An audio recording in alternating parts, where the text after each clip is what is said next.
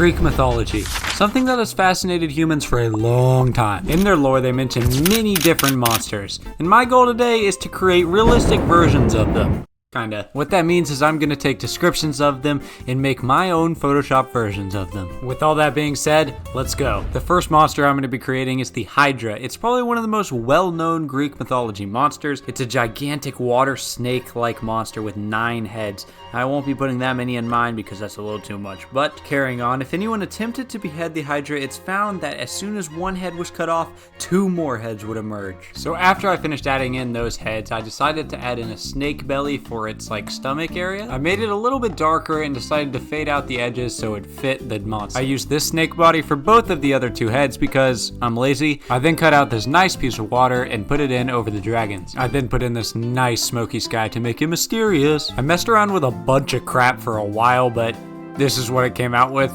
This looks horrible and I'm gonna change that. So I took away the glow and added a bunch of dust. I added in some highlights on the middle dragon's glowing bright orange eyes, and then did the same with the right dragon's purple eyes, and the same with the left dragon's purple eyes. I then used these rain brushes that I got off of Envato Elements. Again, please sponsor me. I love you. I then changed all the smoke colors to this dark orange. That looks sick, so I decided to add these fins to the dragons. These were really easy to do because the fins were already dark and the dragon's dark, so yeah. I then cut out these rocks and added them in there, and this just helped to show size. I used levels and color balance to add them in there, mainly levels though because it's a great way to show distance. Adding a very faint highlight to the water really helped for some reason. I then had this great idea to add some lightning in it. This really saved the piece because, let's be honest, it was kind of boring. I used an exposure layer to brighten the lightning because, you know, lightning is bright. Because of that lightning, obviously, I had to add highlights. I didn't think the glow was bright enough, so I had to add even more. I then thought, how do I emphasize the scale of this thing even more? I decided the answer to that was to drag in the ship. Putting in the ship just adds another reference for scale and makes the dragon look even bigger. I made that darker and that looked really good. And then using this rain brush, I drew these little water streams coming down from the Hydra's mouths. This kind of made it look like they just emerged from the water or something, I don't really know. I then added a really nice camera raw filter and made the texture and clarity go a little bit higher just to add some more detail. And this is our final product.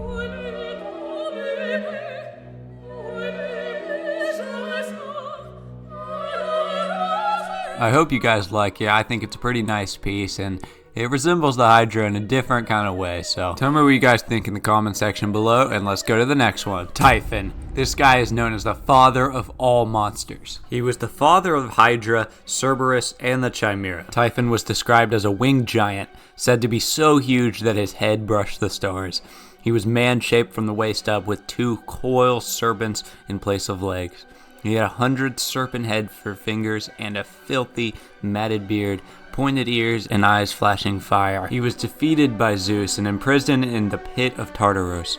He was the source of devastating storms which issued forth from that dark nether realm. After I put in his head, I just decided to put in some snakes for his hair. I know it says it's on his fingers, but a lot of things portray it as being his hair, so yeah. I faded out the snakes to his head just using a hairbrush. I then used these snakes and put them on the side to make it look like his hair was, you know, coming down. I darkened up those snakes to make it have some more contrast, and that looked really good. I duplicated it to the other side and changed it up just so it didn't look the exact same. I then put in this gorilla and darkened it up. I don't know why this fit in so well so easily, but you know, I'm here for it. I masked off all his legs to make room for the snake. I thought this guy would work, so I just put him in there and darkened him up. Once that guy was in place, I put in the other one and used puppet warp to make it match the scene. I then duplicated the left snake leg and put it in behind it just to make it look like it went off in the distance, I guess. I then added some shadows to the bad boys because, you know, you got it. I then put in some wings because obviously that's pretty important. I used warp to make them a little more scary and then did the exact same thing on the other side. I then put in these raptor claws and this took a while to make it look even okay, so I'm just gonna skip through that whole thing. I went and added this magma texture because he's supposed to be fiery and he didn't look fiery enough right now. I added even more fire to his wings and a couple other places as well. I was debating adding fire to his hair, but you know what, screw it. I then added some orange highlights in because, you know, fire means highlights. I then added a glow on top of all the fire because it needed to be a little bit brighter. I then added some embers and stuff because that looks cool. This is a crucial part of all my works and it makes everything just look a little better. Using an exposure layer, I just brightened up some of the highlights. I put in this nice dusky sky and then used this rock landscape for the ground. I just duplicated it to the other side, made it a little bit bigger and faded out the edges. I added a shadow to the ground to make it look like Typhon was actually there, then added some highlights on the ground for the wings. I then decided I needed a little more fire fire because the fire right now just wasn't doing it. I even added some fire on the ground just to make the background look a little more interesting and less dull. I added in a few more snakes just to make it look a little more random. I just blended those in using a lot of stuff. I added a bunch of final touches, like a couple more highlights and a camera raw filter,